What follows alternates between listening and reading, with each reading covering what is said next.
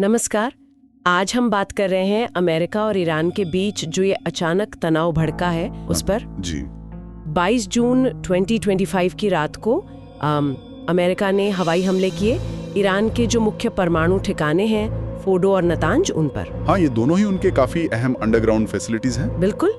तो हमारे पास कई स्रोत हैं जो इस पूरे घटनाक्रम पर और इसके जो नतीजे हो सकते हैं उस पर अलग अलग बातें बता रहे हैं। आज हम इसी की पड़ताल करेंगे। जी हाँ। और ये हमले हुए कब? जब कुछ दिन पहले ही ईरान ने इजराइल के एक मिलिट्री बेस पर ड्रोन से हमला किया था। अच्छा।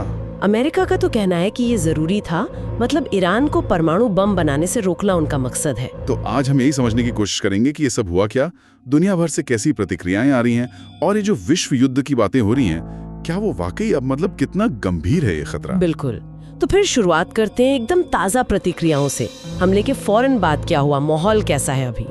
ईरान ने तो इसे सीधे सीधे जंग का ऐलान मान लिया है। बाप रे। और कहा है कि नतीजे गंभीर होंगे। वैसे एक दिलचस्प बात ये भी है, कुछ एनालिसिस ये कह रहे हैं कि तीखी प्रतिक्रिया सिर्फ बाहरी दबाव नहीं, शायद अंदरूनी पॉलिटिक्स भी है, कट्टरपंथियों को खुश करने के लिए। ये भी हो सकता है। दूसरी तरफ रूस और चीन है, उन्होंने अमेरिका के इस कदम की निंदा की है, कहा है कि ये अंतर्राष्ट्रीय कानून का उल्लंघन है। और ईरान का साथ देने के संकेत भी दिए। जी हाँ, बिल्कुल। ईरान के साथ खड़े होने की बात कही है उन्होंने। और इजराइल, उसका क्या हाल है? इजराइल तो जाहिर है हाई अलर्ट पर है।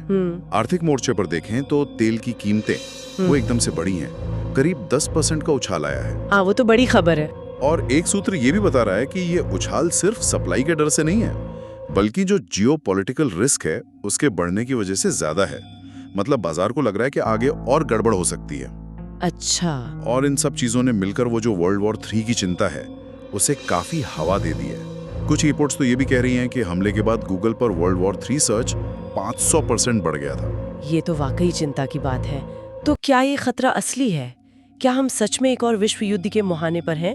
स्रोत क्या कहते हैं इस पर? देखिए, इस पर ना राय बटी हुई है। जो लोग कह रहे हैं कि खतरा है, उनके तर्क भी साफ है।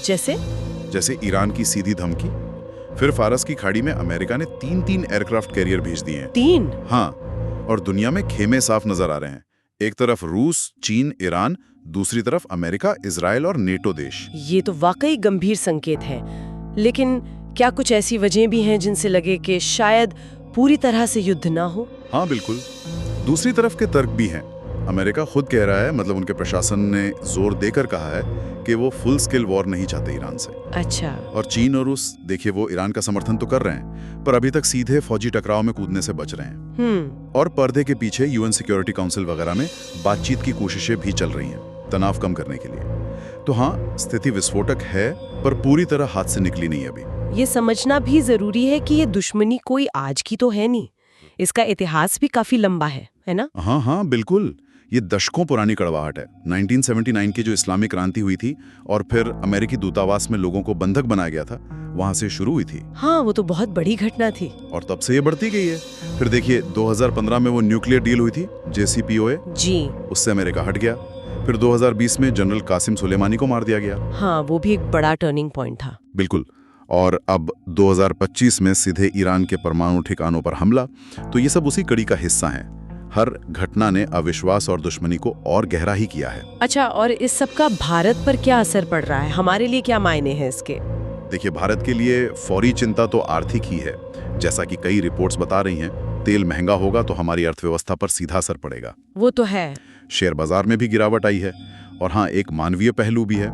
ईरान में जो भारतीय छात्र हैं या जो काम करते हैं, उनकी सुरक्षा, सरकार इस पर नजर बनाए हुए है, ऐसा बताया जा रहा है। तो कुल मिलाकर एक्सपर्ट्स इसे कैसे देख रहे हैं? क्या निष्कर्ष निकाला जा सकता है अभी? एक्सपर्ट्स में जो आम राय बन रही है वो यही है कि अभी एकदम से पूर्ण विश्व युद्ध छिड़ जाएगा, इसकी संभावना शायद कम है। शायद कम है? हाँ, क्योंकि लगता नहीं कि कोई भी पक्ष सीधे तौर पर ऐसा चाहता है, लेकिन स्थिति नाजुक बहुत ज्यादा है। सबसे बड़ा खतरा है एक्सीडेंटल ट्रिगर का। मतलब कोई छोटी सी गलतफहमी हो जाए, कोई अनजाने में कोई ऐसा कदम उठा ले या कोई मिसकम्युनिकेशन हो जाए, उससे बड़े पैमाने पर लड़ाई शुरू हो सकती है। अच्छा। इसीलिए अगले 48 घंटे ऐसा माना जा रहा है बहुत महत्वपूर्ण होंगे। उनसे पता चलेगा कि ऊंट किस करवट बैठता है। तो हमने देखा कि कैसे अमेरिका के ईरान पर हमलों ने दुनिया को एक और मुश्किल मोड़ पर ला खड़ा किया है। हमने इसके तात्कालिक कारण देखे, दुनिया भर की प्रतिक्रियाएं, थोड़ा इतिहास, भारत पर असर और एक्सपर्ट्स क्या कह रहे हैं, ये सब समझने की कोशिश की, जैसा कि हमारे स्रोतों से पता चलता है। जी बिल्कुल। और ये पूरा मामला ना एक बुनियादी सवाल भी खड़ा करता है। शायद श्रोताओं को इस पर सोचना चाहिए कि क्या परमाणु हथियारों को फैलने से रोकने के नाम पर जो ये आक्रामक फौजी कार्रवाई होती है, कहीं वो अनजाने में उसी बड़े युद्ध को न्योता तो नहीं दे देती जिसे रोकने का दावा किया जा रहा है? ये तो सोचने वाली बात है। बिल्कुल। ये जो विरोधाभास है और इसके जो जोखिम है, उन पे विचार करना आज के समय में बहुत जरूरी है।